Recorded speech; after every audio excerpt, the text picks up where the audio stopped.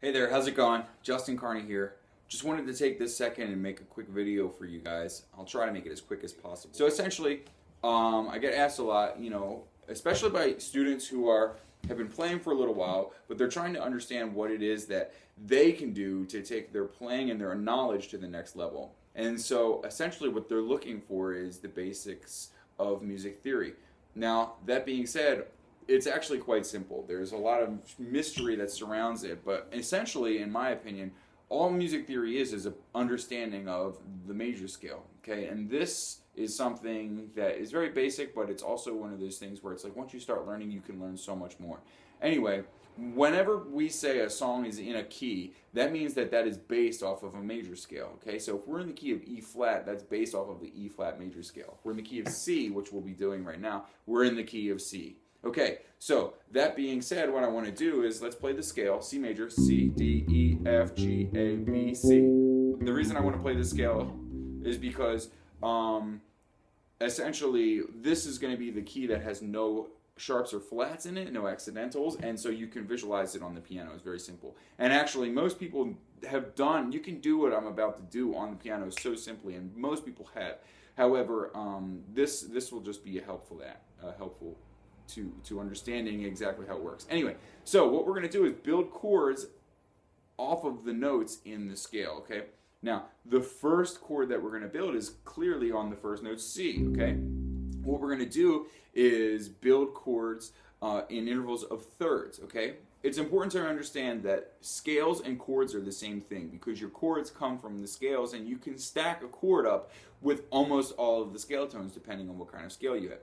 Anyway, the only difference is scales are built stepwise and chords are built in intervals of thirds. So in our first chord, C major, we're going to build it in thirds. And so essentially you just have to skip a note in the scale to build the third, okay? Now a major third, just so you know, is 2 whole steps and a minor third is a whole step and a half step. Let's get through this. Okay, first note is C. We're going to have a C major 7 chord as the first chord, okay? Now let's go through it. C, skip D, E, skip F, G, skip A, B, which is our 7th, and then the C.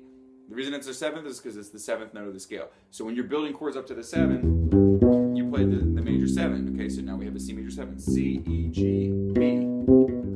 It has a cool sound. The next chord, go up to the next note, D. Skip E, F, skip G, A, skip B, C. So we have a D minor 7 chord. Okay, the next note, E. E, skip F, G, skip A, B. Skip C, D.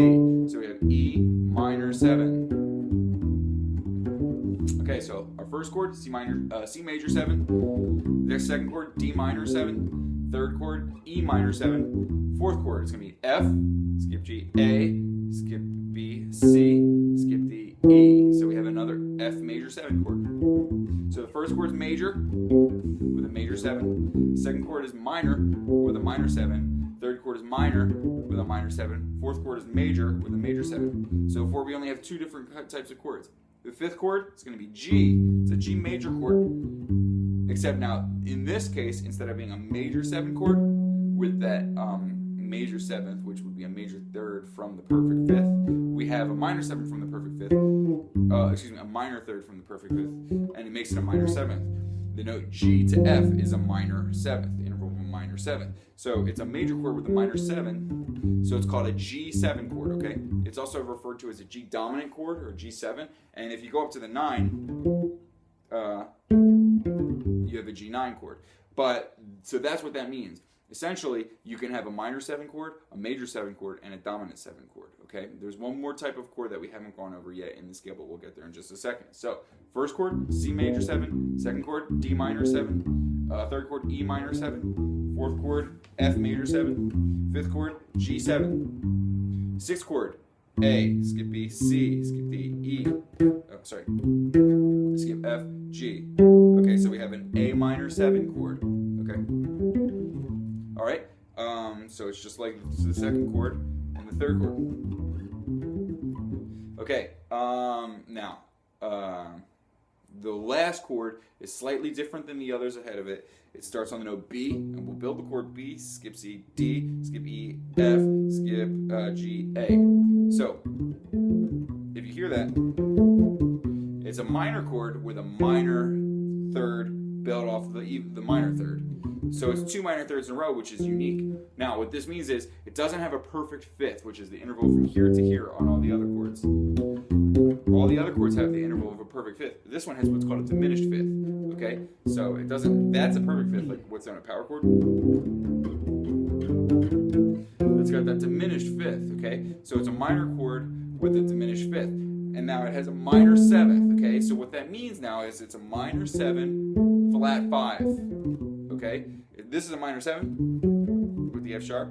Minor 7 flat 5 is with the F natural. Okay, because we don't have any sharps or flats in this key, so we have B, D, F, and A. Okay, so essentially what that means is we call it a minor 7 flat 5 chord or a half diminished chord. Okay, and I'm not going to talk about resolutions so much right now. Because the minor 7 flat 5 chord can be used in different settings, not necessarily in a major key, but we'll talk about that in another video.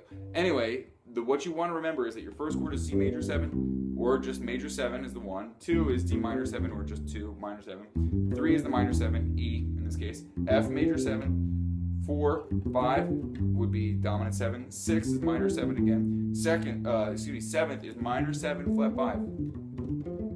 Back to the root. Okay, so now that's essentially all 7 chords in the key. We're going to have another video where I can show you exactly what those chords sound like, and I'll give you a few examples of chord progressions that you're probably familiar with, and then see how it works, and we'll talk more about it in a second. So thanks for tuning in.